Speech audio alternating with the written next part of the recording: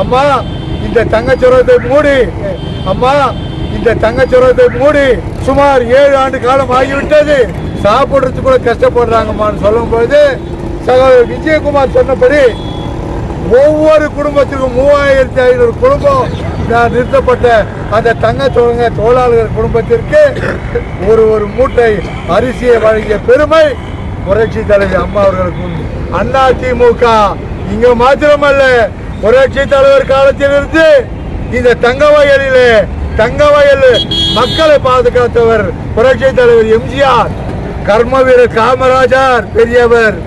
இந்த தங்க வயல் பிஜிஎம் கூட பட்டால் இங்க இருக்கின்ற மக்கள் வாழாமல் போய்விடுவாங்க சொல்லிட்டு இந்த பிஎம்எல் பகுதியை கொடுத்தாங்க. ஆனா இந்த பிஎம்எல் இந்த தங்க வயலை சார்ந்த எந்த ஒரு மக்களுக்கும் வேலை இல்லை. வடநாட்டுல இருந்து வரான், அப்பாயின்மெண்ட்ஸ் ஆகிறான். இங்க இருக்கிறவனுக்கு அப்பாயின்மெண்ட்ஸ் கிடைக்கல. இதையெல்லாம் போராடலாம், ஊரை பங்க் பண்ணலாம் அப்படின்னு சொன்னோம்.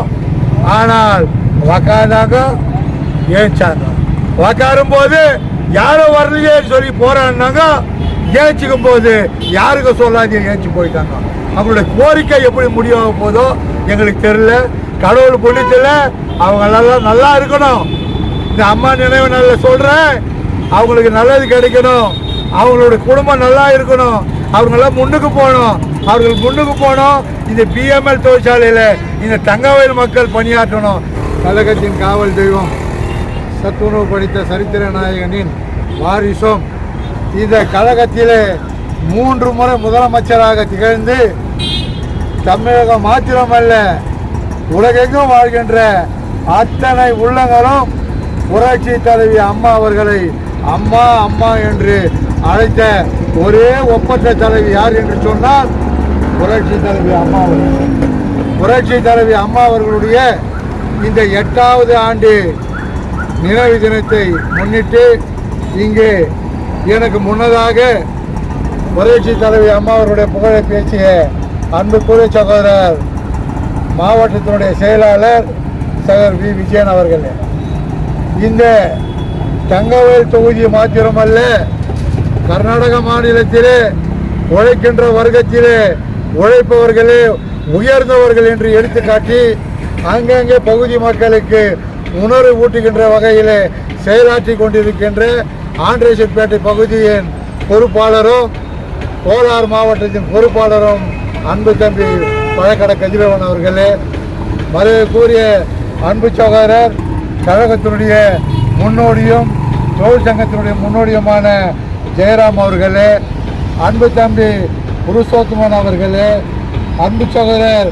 தீர்த்தபாணி அன்பர்களே, அன்பு சகோதரர் மூர்த்தி அவர்களே, அன்பு தம்பி மூர்த்தி அவர்களே, அன்பு தம்பி ஜெயபால் அவர்களே, சவுந்தரராஜ் அவர்களே, லோகநாதன் அவர்களே மற்றும் அசோக்குமார் அவர்களே, சந்தர் அவர்களே, இந்த நிகழ்ச்சியில் திரளாக கலந்து கொண்டிருக்கிற அன்புக்குரிய தாய்மார்களே, உங்கள் அத்தனை பேருக்கும் எனது இரங்கல் கலந்த வணக்கத்தை முதலிலே சமர்ப்பிக்கின்றேன். சகோதரர்களே, இன்றைக்கு புரட்சி தலைவி அம்மா அவர்களுடைய 8 ஆண்டு நினைவு நாளை நாங்கள் இன்றுதான் மறைந்து 8 தினம் ஆனது போல காட்சி அளிக்க கொண்ட வகையில் இன்று அம்மா அவருடைய புகழ் பேசிக் கொண்டிருக்கிறோம்.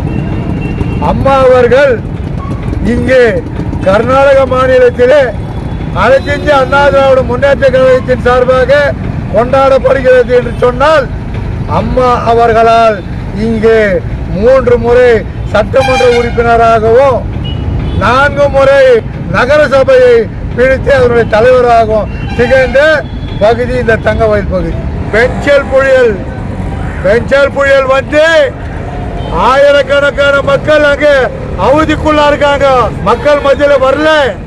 மக்களுக்கு என்ன செய்யறது செய்யல. மக்கள் ஒப்பாரி விட்டு அழுதால் கூட வெளியே வந்து பார்க்கல. இன்னைக்கு அண்ணன் எடப்பாடி அவர்கள், அண்ணன் KP முனிசாமி அவர்கள், இன்னும் கழகத்தை சேர்ந்த முன்னோடிகள் ஒவ்வொரு பகுதியும் சென்று பாதிக்கப்பட்ட மக்களுக்கு நல உதவிகளை செய்து கொண்டிருக்கிறார்கள். எங்கள் இதய தெய்வம் அம்மா புரட்சி தலைவி அம்மாவுடைய 8வது நினைவாண்டு நினைவை தங்கவயல் முழுமையாக தங்கவயல் எத்தனை தொகுதி அத்தனை தொகுதி மூலியமாக நம்முடைய அண்ணா தொழிற்சங்கத்தினுடைய மாநில செயலாளர் அருமை சகோதரர் திரு அம்பு HMT அவர்களுடைய தலைமையில் பங்கு கட்டிருக்கிறோம். ரொம்ப சிறப்பாக அன்னதானம் இதுவரையிலும் 23 இடத்துல அன்னதானம் வழங்க போகிறோம். புரட்சித் தலைவர் எம்ஜிஆருடைய நினைவு நாளில் இலவச சேலை வழங்குகிறோம். இதில் எல்லாம் மக்கள் எல்லாம் வந்து கலந்து நிற்கிறாங்க. இதை நாங்கள் சிறப்பாக செய்கிறோம். நம்முடைய அம்மா அவர்கள் கர்நாடகா கூட உதவி செய்திருக்காங்க.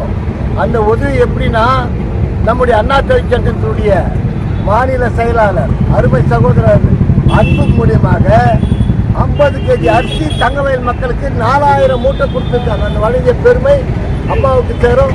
அதை வாங்கி கொடுத்த பெருமை அருமை சகோதரர் அன்புக்கு சேரும். இந்த பெருமையாக சொல்கிறேன்.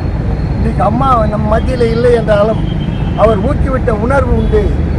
அவருடைய வழி செல்வதற்காக வணக்கத்துக்குரிய மாண்பு கழகத்துடைய பொதுச் எடப்பாடி அவர்கள் உண்டு என்ற பெருமை கொண்டு வந்து இன்னைக்கு கழகத்தில் நான் மாவட்ட செயலாளர் மட்டும் இருக்க விரும்பல. கழகத்தில் தளபதியாக இருக்கல, சிப்பாயாக இருந்து நான் வேலை செய்ய ஆசைப்படுறேன். ஏன்னாக்கா இன்னைக்கு புரட்சி தலைவர் எம்ஜிஆர் காலத்தில் நாங்கள்லாம் வேலை செய்திருக்கிறோம்.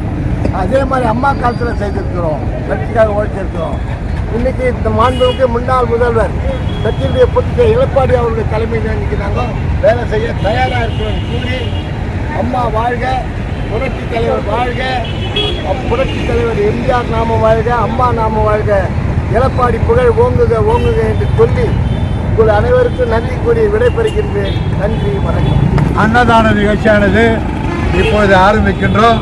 அனைவரும் வந்துட்டு அன்னதானம் பெற்றுக்கொள்ள முடியும் கேட்டுக்கொள்வோம். அது ஒரு பக்கமாக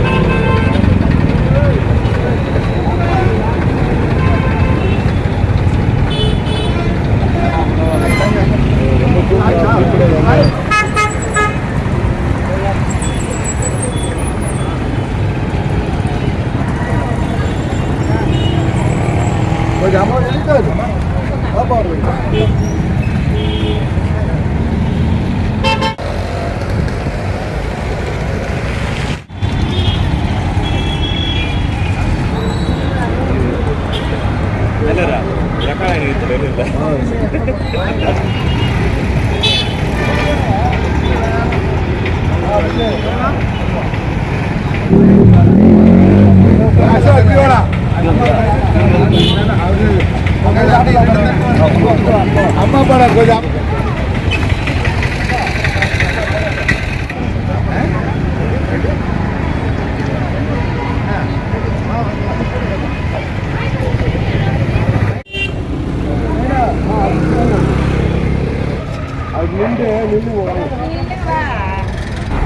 எங்கள் அன்பு அண்ணன் அண்ணா தொழிற்சங்க செயலாளர் அன்பு MT அவர்களுக்கும் அனைவருக்கும் எங்கள் கழகத்தின் சார்பாக நன்றியை அறிவித்துக் கொள்கிறோம். அம்மாவுடைய 8வது ஆண்டு நினைவு நாளை தங்கமின் பூராவும் கொண்டாடி கொண்டிருக்கின்ற கழக உடன்பிறப்புகளே,